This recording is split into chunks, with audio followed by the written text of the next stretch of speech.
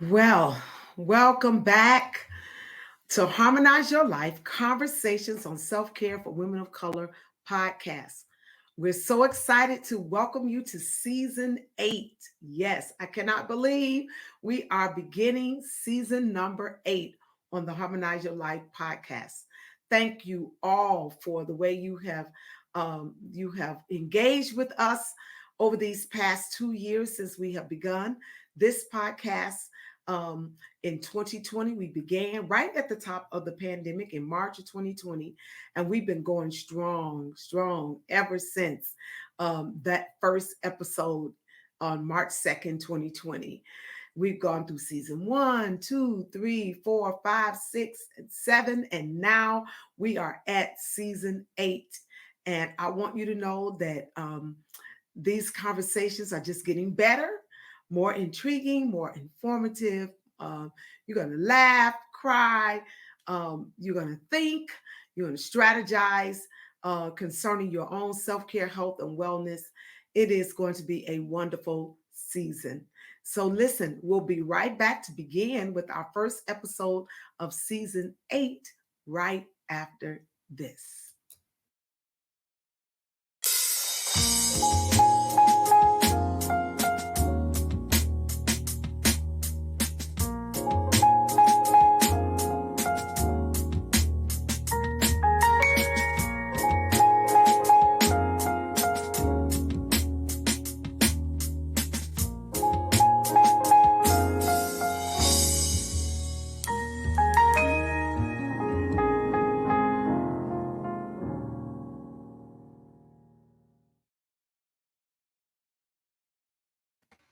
All right, well, let's begin. So I'm excited to have in the podcast studio with me a rather new acquaintance. We met by way of email, social media. This technological revolution that we are in is providing us opportunities to connect with women and men all over the world who are interested in issues of self care, health, wellness. Just fabulous men and women that we've been able to engage with. And I'm so glad today that we have a very intriguing guest with us today. And I know you're going to be blessed by our conversations, as I have already been blessed by my engagement and conversations with her. So I want to bring to you today Nikita Wren Thickpin. Nikita is on a mission to build stronger families that leave new multi generational imprints, witnessed from the ripples of love, empathy, adventure, victory, and edification they create from wholeness. Nikita's number one balance and relationship. She is the number one balance and relationship advisor in the world, activating power couples, married women entrepreneurs, and a few bold leaders who are ready to recalibrate their own right to be intentionally selfish, to amplify relationships, intimacy, and to live fully. After a successful career helping families push through trials caused by trauma, lost confidence, and communication challenges impacting intimacy within their relationships, Nikita broke barriers and glass ceilings when she decided to break free from outdated expectations and binding patriarchal definitions that limit the ability to self actualize. Formerly trained as a licensed clinical social worker, Nikita architect her core professional skill set as psychotherapist, trauma specialist, sexology, and relationship expert, which strategically infuse tenets of coaching to set a new bar and create ripples inside the personal development industry. She is the host of the Boldly podcast, an international best-selling author of the book Selfish: Permission to Pause, Live, Love, and Laugh Your Way to Joy. Will you help me welcome Nikita, this transformative speaker and CEO of Big Pro Balance and Relationship Management Institute?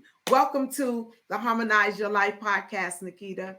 Oh, thank you, Dr. Tony. It is an honor to be here. I'm so grateful we were able to get those very productive, I won't say busy, productive schedules aligned to make this happen today.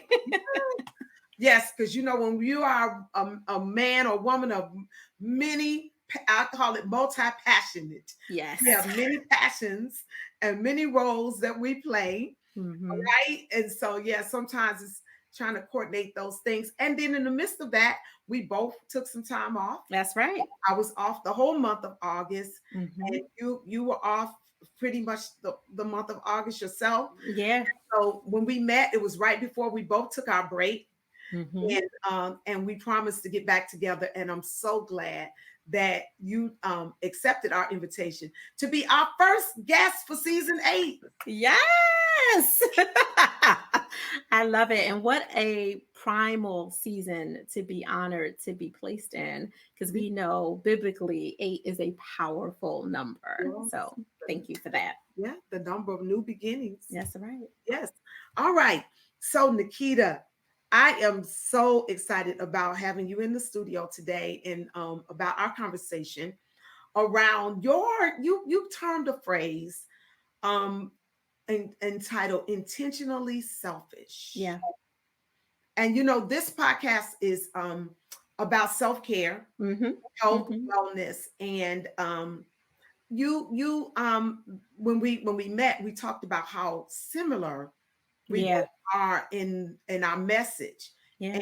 and what we want to give to people through the work that we do. Hmm. So share some of your story and tell us why you are passionate about this whole issue. Why are you passionate about your work through this whole balance and relationship advisement that you do?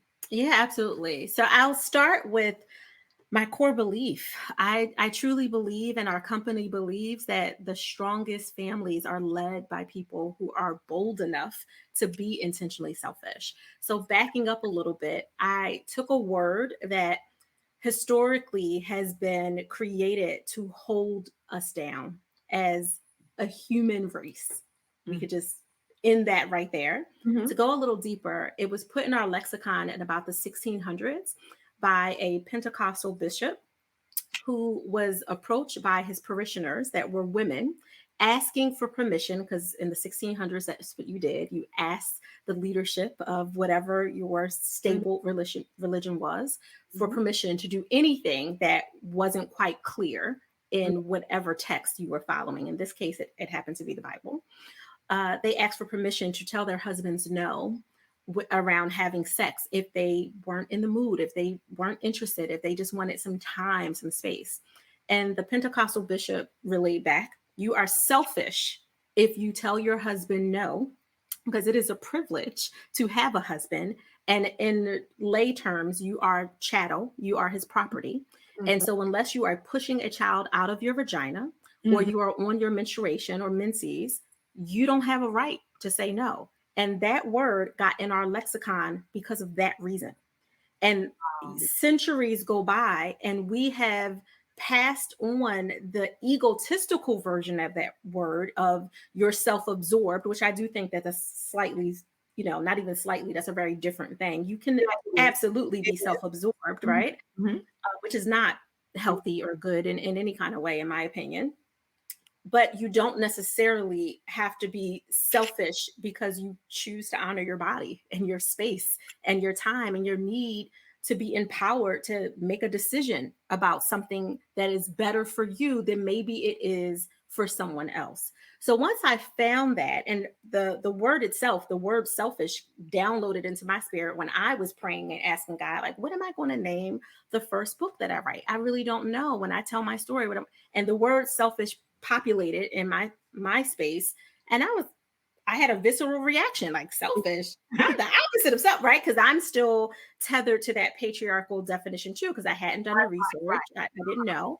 And of course, God led me to everything that I needed, and clarified it and showed me the text and the history and all of it. And once I realized that, the feminist in me, the warrior in me, the woman in me was like, oh, I don't think so.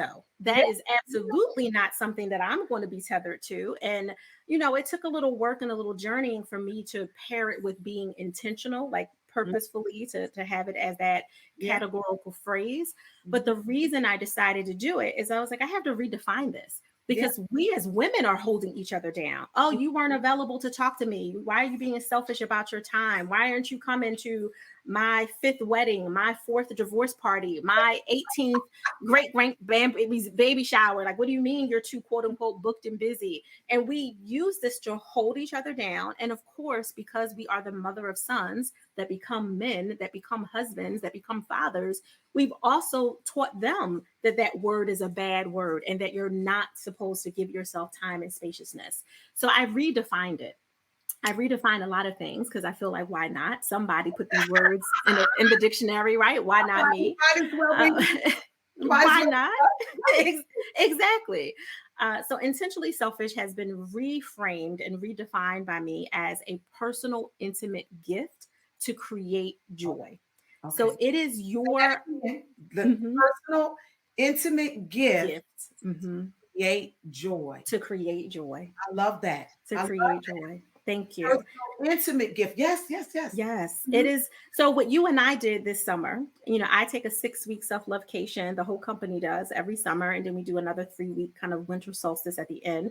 Mhm. That's selfish. Right. We are not available to do the normal things that we would do to help people the way that we love helping people. And we do it for different reasons. My reason is specifically so I can recalibrate and realign. Yeah. I'm pouring out a lot, as I know you do, Dr. Tony, in many different ways with all the hats that you also wear. We're constantly pouring. Well, I don't want to not only pour from an empty cup, I don't want to become resentful because I'm giving so much, but I haven't created that space, that intimacy with myself so I can do my work. Yeah. I got ego too. I need to check myself too. I need to be recalibrated, realigned, get in step, order, decency and order. And Mhm. sometimes because of our schedules and our productiveness and all Mhm. of it, you can get lost. You Mhm. can lose yourself. You can dim yourself. Mhm. You can stop listening, Yeah. right? Like you had a couple of things that you listened to, you went with, but in my belief, and I know yours as well, God is talking to you all the time. And Mhm. if we only listened to chapter one, but we didn't finish the rest of what he was saying because we were so booked and busy and we didn't have Yeah. that intimacy here, let alone here, we're going to miss a whole lot of things and make some mistakes and maybe even potentially hurt some people because we don't even have the spaciousness we need to be authentic and kind and honest. And Mhm. I didn't want that. So I know you took your self-lovecation version of your time to Mhm. do your own work and to have that spaciousness for yourself. And that's exactly what we do it for too. And it's what I teach people to do in various different ways through working with the couples and the women entrepreneurs, because those are the change makers. Yeah. And we want to make sure that those change makers are creating a ripple of change that is healthy and whole from a healed self, not creating more generational curses that our children's children will then have to break. And then we're passing on burnout. We're Right. passing it on uh, Right. sicknesses and diseases Right. that many times we could have avoided if we had just been intentionally selfish. Yes. Space to be creative. You know what I'm saying? All of Yes. these things help us when Ashley. One of the psychologists or coaches that I follow, her name is Ashley Adler or Eatler. She says that self care is really other centered, but Mm-hmm. I always say it like this, and when I talk about self care is not only a gift to you, but it's a gift to everybody else Yes. in your world. And so when we say we're being intentionally selfish, it doesn't mean we don't care about other people, but actually when I see when I recognize who I am and my gift to the world, Yes. my gift Yes. to my family, my gift to the work that God has called me to do, then I must take care of this gift. Absolutely. so that I can be the best wife, the best mother, the best pastor, the best girlfriend, daughter, sister, whatever it is that God is calling me to be in that moment, whatever hat I'm wearing. So, like you said, so I can avoid resentment, Yes. so I can avoid burnout, frustration, anger, and all those things and be refilled on a regular basis. Yes. You know, we say, I don't want to pour from an empty cup, but why do we have to let the cup get empty? Exactly. And part of that are the expectations of the world. Whoever is in our world, right? And that, let's be honest, that could be our kids. That Yeah, can be our, our forever lover if you happen to be in a relationship. That can be your parents, depending on, and honestly, that's not even dependent on age, because if you are blessed to have your parents with you even as they're aging, they might downright still be talking to you like you 15 instead of you being 55, right? Like, and have these expectations on your time that aren't honoring the person that you've arrived to in this hour, as well as who you're trying to evolve into. Woman of God to woman of God, and this isn't a conversation I have often. I would love to have you think about for a second the part of the Bible that we both know, where Jesus says, "Pray for me. I'm going up in here. uh-huh, I got something to do. I got something taken care of. Right? uh-huh. I'm going to get filled up. I'm going to go be with my Father. I need you to hold me down. You down. You stay here. Y'all pray for me. I'm going up here." Yeah, yeah. And they so selfish that in the old school way that they go to sleep, right? Like they not on duty. They not on guard. But Jesus separated himself from all the miracles, all the Yeah. work that he could have been doing. He could have been walking, letting people touch to him in his garden, be healed, But he said, I have a greater work to do. And Mhm. I need this time, this intimacy right here with my God, with me to make sure that I am in alignment and Yeah, I'm doing it. To me, Jesus was being intentionally selfish in that moment for the greater work, I not agree. because he didn't love us. You Right. know what I mean? Actually, Jesus is the greatest model of self-care. When the time of Absolutely. healing and feeding and doing miracles was over, Jesus he obeyed a deeper rhythm. He Yes. knew he knew when it was time to work, but he also knew when it was time to pull away. He Hmm. obeyed a deeper rhythm. As a matter of fact, in one account, in that one account where the disciples get on the boat and they come into a storm on the boat, Yes. but the Bible Hmm. says when they went to find Jesus, he was at the bottom of the boat asleep. Sleep. Resting. They had to wake him up out of a sleep. And how Hmm. many of us do not sleep? We don't rest. We feel like we gotta always be on. We gotta always be running here to there, I'm yawn and just all over the place. So Hmm. Jesus taught us about resting, about pulling Yes. away, about um, prioritizing. Yes.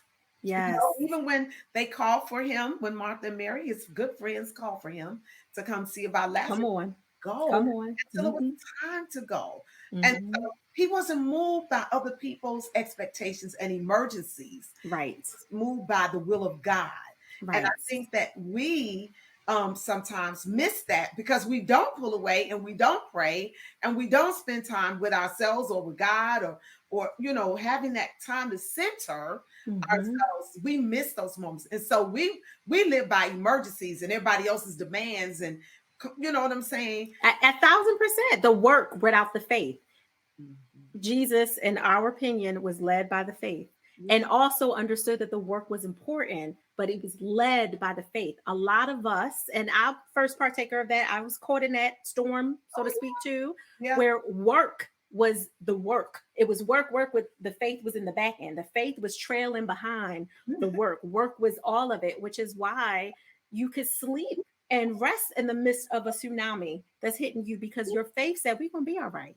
Mhm. The whatever work was needed to be done was already done when this boat was built to make sure there were no holes in it. That was the work. I did the work. Now let the faith garner. Y'all so busy trying to think, what you want me to do? What do you want me to do? The faith is already covering us.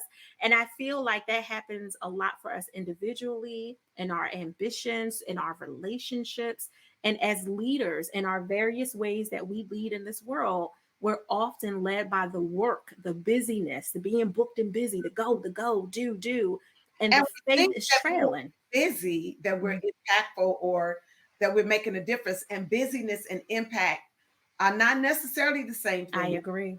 And Hmm. and this modern Western world that we live in makes us think, particularly as people of faith, Right. and women and men, often make us think the busier we are, the more spiritual we are, and that's not the case. So Not the case. spirituality does not always equate to the same thing. As a matter of fact, sometimes I believe it can be one of the biggest deterrents of our spiritual life, is Hmm. our busyness. So I love how you have deconstructed Hmm. and redefined selfish, the Thank you. word selfish, and I appreciate the way you have explained it and the way you are modeling it in your own Thank you. life. Now, I want to talk to you about another word, because we're talking about words, and words matter, Yes, they do. and words mean different things to different Hmm. people at different times. So, um, you also, in your bio it said that you were a balance advisor, Hmm. balance and relationship advisor. Now, I don't really subscribe to the term balance Yeah. anymore. I used to. Yeah. I my term now is harmony, thus Yeah. harmonize your life. Hmm. So I use the term harmony, because, number one, I have a musical background, Ah. come from a musical family. My Hmm. husband is a musician, my children are, I'm a singer. So Hmm.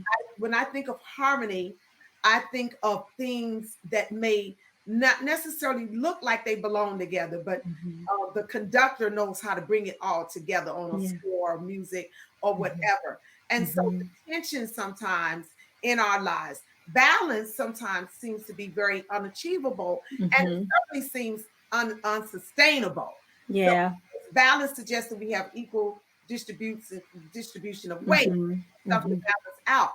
But life is not packaged so neatly like That's that. true. So I use the term harmony, but Hmm. I want to know, how do you define balance? You know I have a whole thing for this, right? Okay, I want and, to know and how you define balance. yeah, and it's I don't actually have to chunk the word all together, but I want your take on it. you definitely don't. I think once I share the formula that I have for balance, specifically work life balance, and how I guess I'll say I didn't think I redefined it, but gave it a formula that actually complements the way that you see harmony and the rhythm and dancing and flowing together. Okay. Of when I visualize harmony, that's what I Yeah, see. that's great. Mhm. Right. And not having a musical background, I get it. I see that.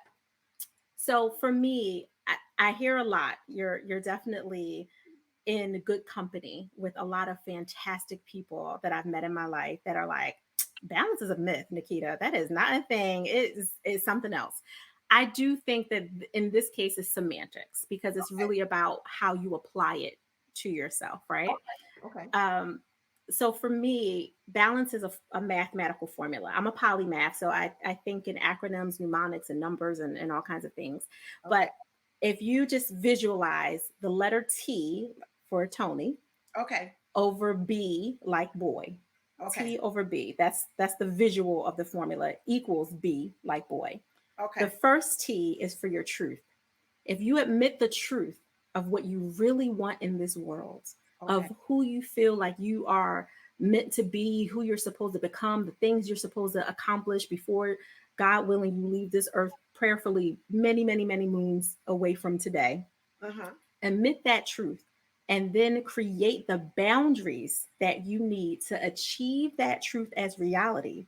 Then Okay. you are in that B, that balance. I get it. And for me, and I agree with you. There is no such thing as 50-50. Ain't no relationship 50-50. Your parents and your kids, and you don't love them 50-50. You love them. You love them differently according to their personalities, right? When it comes to your man, if you're in a relationship, which I know both of us are, when Mhm. you're in a relationship that I been my husband since we were 17. Ain't nothing ever been 50-50. Dinner, cooking together ain't 50-50. Somebody is stripping more of the peas than somebody else, right? Like it's always a 60-40, Yeah, 70-30, 80-20. my husband and I do marriage coaching, and Mm-hmm. of course, as pastors, we've sat in couples and we married, Mm-hmm. do premarital counseling and all that.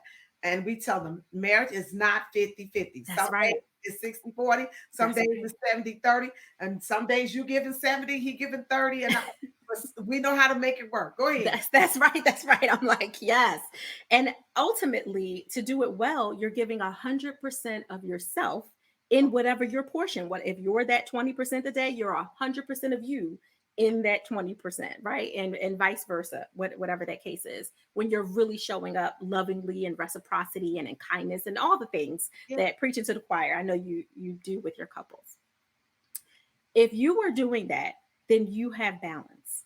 If Okay. you are living to someone else's expectation and you're not admitting the truth, if you're still trying to appease what your, I don't know, your high school choreography trainer said you were too thick in the hips to be able to do that kind of move, or your athletic coach said you weren't strong enough to do this, or your science teacher said you'll never be that, or your parents said you shouldn't do this thing, you got to do this other thing in order to be successful. If you're still living to their expectation of you, then you're always going to feel out of balance, because no matter what you do is good enough.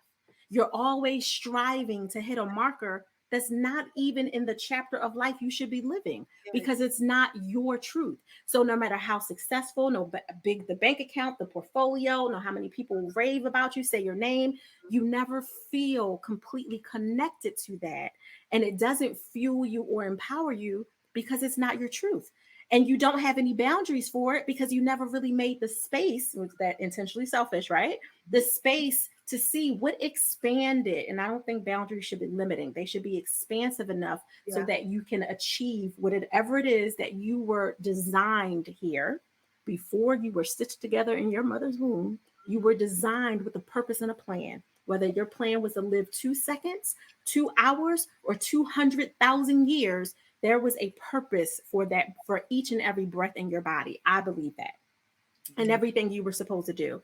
And we do have to create boundaries, which means, you know what, favorite cousin, I can't come to your fifth wedding or your fourth divorce party because I have a purpose work to do.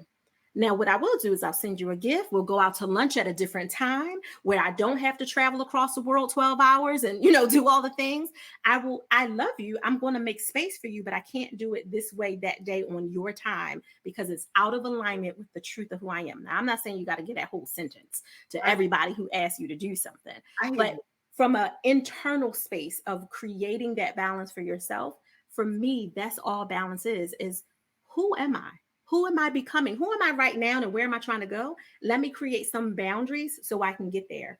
Okay. That's my balance, no matter how full or quiet my schedule is. As long as I am going towards my truth, I feel good. I Yeah. feel good when I have a lot of white space on my calendar because the things I did do, oh, I'm hitting the mark.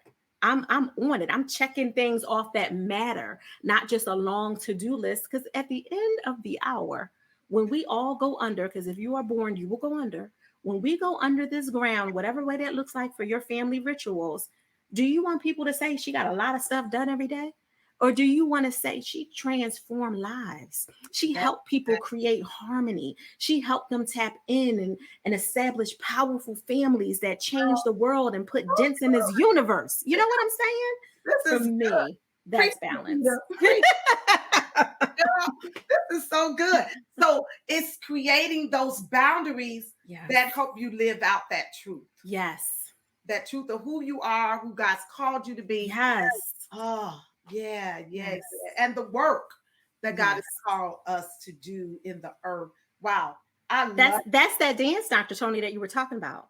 That yeah, harmony. In our logo, it's we have an infinity sign, which is representing just what you said. yeah, because It's that like dance. our music, right? So this whole Mhm. harmony thing, in just to kind of reiterate what you said about balance with this whole harmony thing. When you look at a score of music, you see rest notes, you see crescendos, you see no, you see silent notes where we're not saying anything, Nice. and you see when you see quarter notes, whole notes, half notes, and all of it's on the score. But what makes it work is the conductor, Mm, the one who's conducting the piece, the one who's playing the piece, the one who's singing it, the yes. artist. You make that. score come alive. And Yes. so, and it's the same thing with our lives, with our purpose, God being the master conductor of our lives, right? But Amen. play a part. We're on this stage. I'm on this stage. And so I have to, bring my best to it. Bring, you know what I'm saying? Yes. On the day, and my best may not look the same every day. That's true. That's true. I mean, that's And it's not human. anybody else's best. It's my best. Right. When my kids were in school, we would tell them, you don't have to be an A student. You just have to do your best work. Now, if a C is your best work, hey, then that's it. But if I know you have potential for a B or an A, and I know you're not living up to that potential, then that's where we have some issue. Wow, this is I promise you, Dr. Tony, you're living in my head right now because my youngest daughter lives with us. She's a senior in college. If she would have heard you said what you just, she was like, "That is that my mom talking?" That's exactly what we told our kids. Exactly what you said. Your best. I don't believe in you competing with anyone else except no, for you. no. Mm, mm, mm, mm. Well, You're living in my head. my daughter is in grad school at Ariel is at Ohio State. Nice. And before she left last year, she graduated from Spelman, and she left to go to Ohio. And before she left, we went to lunch. She and I, just the two of us. And I Nice. sat with her and I said, "Now listen, you do not have to go into this program if you don't want to go. You don't have Mhm. to go." Not that she was thinking about not going, but I wanted her to know. And I said to her, "And if you go and find out this is not the program for you, you can come home." Yes. And I said to her, because there is no more, we can be no more proud of you than we already are. Not Right. that you won't do more things that we'll be proud of, but in other words, I'm not going to love you any more than I already do. I'm not, I already love you. And so Yes. you don't have to earn anymore. You don't have to earn my love. You don't have Mm-mm. to do more for me to love you more or any of that. All of that's settled. And that's the way Yes. it is with God, it's settled. And so all we Yes. have to do is play into the part, play into the role, be who God has called us to be. We don't have to do more, say more, get more crowns on our star, in our more stars in our crown. We That's don't have to right. get more degrees. And this has got to, at some point, know when you are, I'm enough. Yes. If I never do anything else, I am enough, right? That doesn't mean I have 1,000%. more things to aspire to, Mhm, mhm. but my self-worth and my self-esteem is not tied to getting more or amassing Exactly. more. Yeah. So this is good. This is good. I love this. You talked about empowering women and empowering your audience to be intentionally selfish Yes. in order to amplify intimacy and to live fully into our call.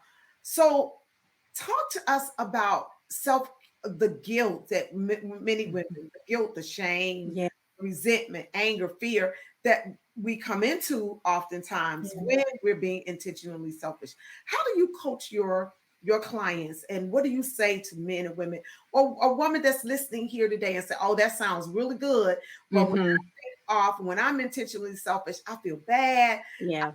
guilty, I feel shame, I feel like I should be doing something." Yeah. What would you say to that person? I would say a few things, and thank you for creating this space for this conversation because you and I both know from our off green room conversations that it's so necessary because there's so many women that Yeah, need to have that permission to release their success, to release who they were called to be if they felt like they couldn't prior to listening to your show right now in whatever moment that they're hearing it. I hear you. For a lot of the women and the men, those brave men that we work with when they show up as our power couples or sometimes through the bold leadership stuff that we do in corporate, this comes up a lot with, I feel guilty when I'm not working, or, like you said, I feel shame, which are two different avenues of some serious trauma that's happening below the surface. And part of my background, as you know, is a clinical social worker and a trauma specialist before all the other Okay. acumen things that I added on there. But trauma is what bred me in terms of that being my specialty. That's the foundation for Okay. everything that I do. So when someone says, I feel guilty, the first thing I hear is out of order. You Mm. feel guilty because something is out of order. What is out of order? Who made you feel out of order? And when's the first time that happened to you? When you felt like something you wanted for yourself, you weren't supposed to have, and Mm. they made you feel bad about it. Okay. The second thing, the shame, a lot of the shame that is created for us is because of secrecy, which Mm. I believe in privacy, confidentiality, Yeah, discretion. yeah, yeah, But yeah. when we get into secrets, we get into a very dangerous place because secrets are what trap people and get them abused and harmed and hurt in so many different ways. And I'm not just talking sexually and Yeah. physically and right. You know, a lot of secrets plagued a lot of the world's view of Christians. You know what I mean? Like Right, right. secrets can really be entrapping, and it creates this shame. So when you feel like you have to take off in secret, you have to go on vacation in secret, you have to pretend that you've always been available and ghost people and not respond, that's where the shame comes up. So I say make an announcement that vulnerability really does cure shame. It really does. And it's not a instant fix. It's things you got to look at all the things that you haven't been vulnerable about. But if you know that you've been considering yourself a private person, but it was really because you needed to keep things secret because you didn't want to have to explain, because you didn't have those boundaries, like it all ties back to being out of order, being off balance in that, then I say put a post up for all the people who are into social media. Put a post up. I think ours is still up because today, the day that we're recording this, September 1st, is the first official day back from self location. So my post is probably still up till we take it down. We pin a post that says off for self-lovecation for 6 weeks. And then Mhm. a little description that explains what we're doing, why we're doing it, and how we're doing it. Only because we have a business. If it was just for personal reasons, it would say, I am off the grid, period. So you can leave me as many DMs as you want. I'm not answering. Nobody's checking. It's going to say unread. And that's okay that you're offended, because your offense is not my problem unless I've internalized it because it's anchored to a trauma that I haven't dealt with yet.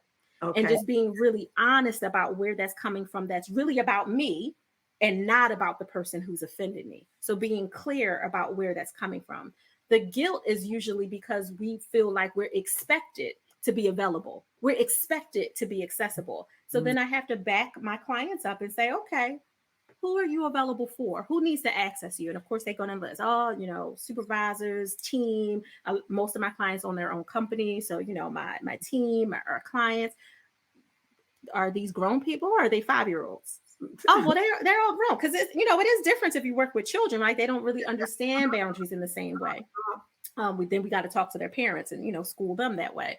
Okay, these are adults who understand that if you were in the hospital with an IV drip in your arm and tubes and all the things Yeah. for a few weeks, will nobody bother you, right? Hmm. Yes. Is that what you want to happen in order to have some time? Because that's what your body will hear. Your body will hear, because your body tells on yourself all the time, because that's where trauma lives. Your body hears, oh, you're not listening to me? When I gave you a little headache, I gave you a little sinus cold, I bothered your tummy a little bit. You didn't hear those small signs that you need to slow down Mm. and step back. So you waiting for you to be uncalibrated all the way where you now fell into a pothole in the street and broke something. Now Mhm. you're waiting to have to be in the hospital because you had 3 anxiety attacks in one day. Like this is what you're waiting for. So your body will absolutely tell on you if you're not listening, and you have to slow down to listen. So when they bring up, I feel guilty, I get it. I am super ambitious. And my previous addiction wasn't drugs and alcohol and sex and all the things. My addiction was stress, the stress of the busyness. So I am very personally and professionally familiar with the need to go, go, go. But when I got to the root, I realized that my addiction to the stress was to do all these things because 9-year-old Nikita, who was abandoned by her mother, was still trying to prove that she was worthy of her staying in her life. And Wow. when I realized that, I said, oh, okay, that's what I'm doing. I'm trying to prove myself to this imaginary narrative that I had that I wasn't worthy, when God said you were the moment that you had breath in your body, Right. period. Right. And so I have to take them back. I call my work play. I can't play with people who don't want to play deep, because we have just as much fun and shaking maracas and dancing and loving and laughing about good marital orgasms and all of it just as much as we do the deeper work. So if you want to play with me, you got to be prepared to get messy. So we can literally go from the mess to those multi-generational imprints. And that's what I would say. So it really depends on how much time they got for me when they ask that question. If you got time, I got time, I right? got time. That's right. This is so, I hope you all are being blessed and really, really, really blessed by what Nikita is saying. Now, Nikita, I want to let them know where they can find you, because there may be someone listening to us that may want to become a client. Yeah. I want to ask you some questions or on how they can get over some of this trauma that's causing them to not be able to be intentionally selfish. I so appreciate your approach to this whole subject. So we are listening to Nikita Ren Thigpen, and I am grateful to have her with us today. We're talking today about intentionally selfish. This is a term that Nikita coined through her business, Thig Pro. And so I'm grateful for the work that she is doing and that she is on our podcast. You can find her on Facebook at Ask Nikita, the same on Instagram at Ask Nikita, and on Twitter. You can also find her at Ask Nikita. On LinkedIn, you can go there and she's at Nikita Thigpen. I also want you to know about her book through Barnes and Noble. She has a book there that's really, really selling off the shelves in Barnes and Noble. Selfish: Permission to Pause, Live, Love, and Laugh Your Way to Joy. I am so grateful to have her with us today in the Harmonize Your Life podcast. That's what you're listening to. If you're just tuning in, you are listening to the Harmonize Your Life podcast with your host, Dr. Tony G. Alvarado. You can find us at Anchor, Apple, Google, Spotify podcast. You can also, if you're not listening to us on YouTube, go to my YouTube channel, subscribe to my YouTube channel. You'll be able to be notified every Monday when new episodes are uploaded here on the YouTube channel. You'll get a notification. Even on the podcast, you'll get a notification and let you know that a new episode has been uploaded from the Harmonize Your Life podcast. Women that are listening to us today, join the Harmonize Your Life Women's Self-Care Network. We have a network of women who I work with through our self-care network, and we invite you to join us because we're doing it. We're doing all the things, as they say. We're wives, mothers, teachers, we're doctors, lawyers, accountants, we are pastors, we are leaders in the community. We are just everyday women that are concerned about self-care for ourselves, but not only for us, but for others and for each and every one of us. And so we hold one another accountable. We do some pretty awesome and exciting things in the Self-Care Network, and I invite you to join us there.